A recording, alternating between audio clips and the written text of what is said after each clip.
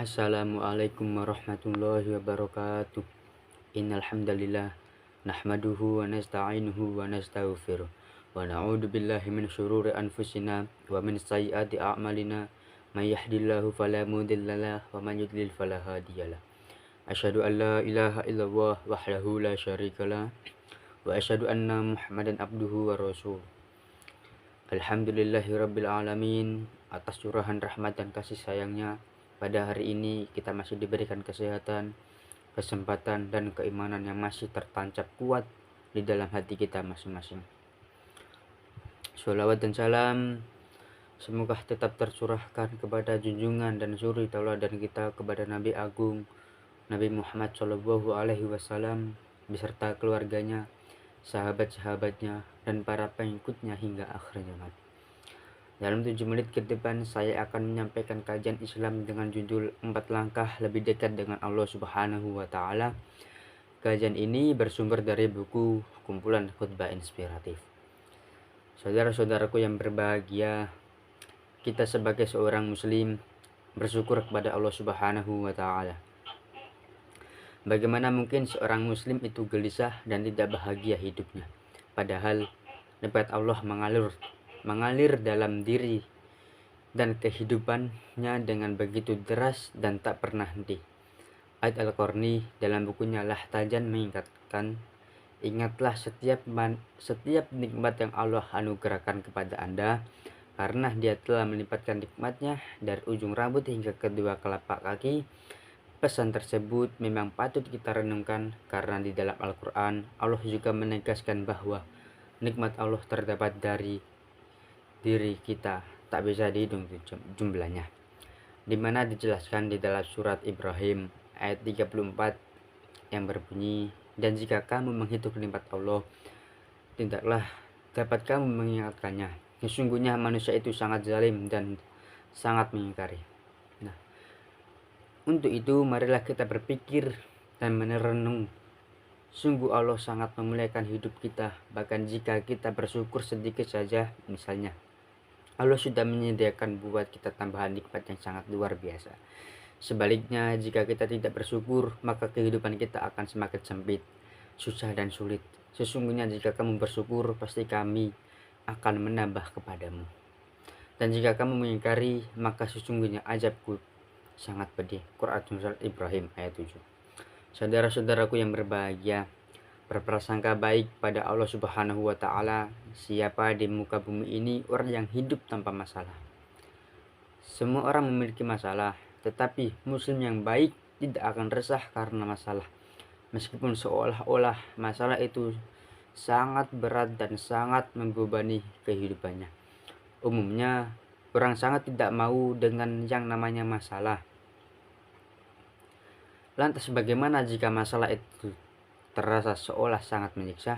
Tetap saja berprasangka baik kepada Allah Subhanahu wa Ta'ala, karena Allah Subhanahu wa Ta'ala mustahil menzalimi hambanya.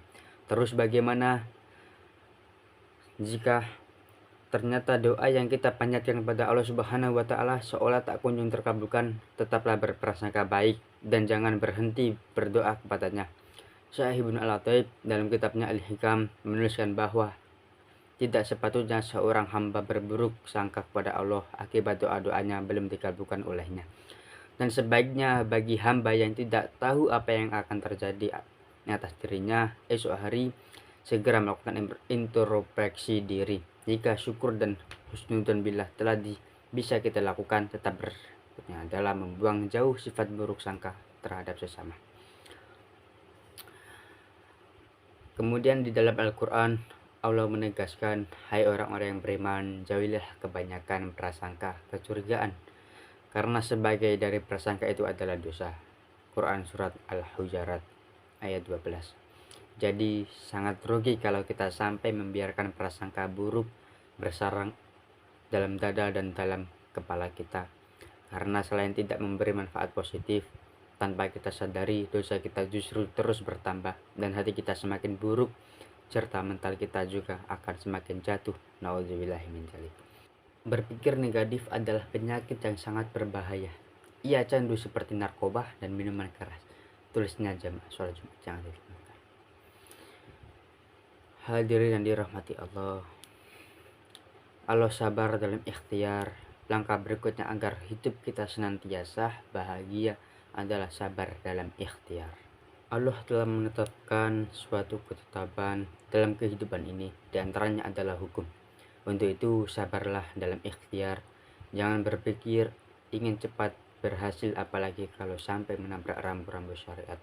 Lebih baik sabar, karena kalaupun hasil belum tercapai, setidaknya jika jiwa kita tenang dan keyakinan akan pertolongan Allah akan datang semakin kuat, bahkan Allah akan senantiasa menyertai dan mencintai kita karena kesabaran kita. Umar bin Khattab berkata, dengan kesabaran kita tahu makna hidup yang baik. Saudara-saudaraku yang berbahagia, tawakal kepada Allah. Akan tetapi, bagaimana jika ternyata harapan dari upaya dan pengorbanan yang kita lakukan tidak membuahkan hasil? Tawakal saja kepada Allah, karena yang paling mengerti mana yang terbaik membuat hidup kita hanyalah Allah, bukan diri kita sendiri. Oleh karena itu,